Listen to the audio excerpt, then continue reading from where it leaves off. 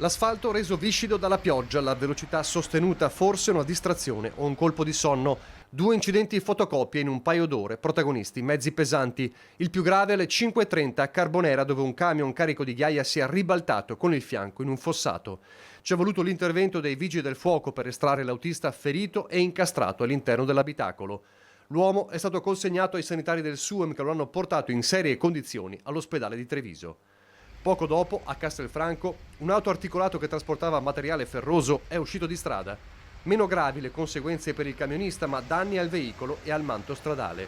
Inoltre, le operazioni di soccorso e di messa in sicurezza del mezzo hanno inevitabilmente provocato forti rallentamenti al traffico mattutino. Come per Carbonera, anche in questo caso sul posto, oltre ai vigili del fuoco, anche le forze dell'ordine per accertare la dinamica e dirigere il flusso di veicoli bloccati dall'incidente.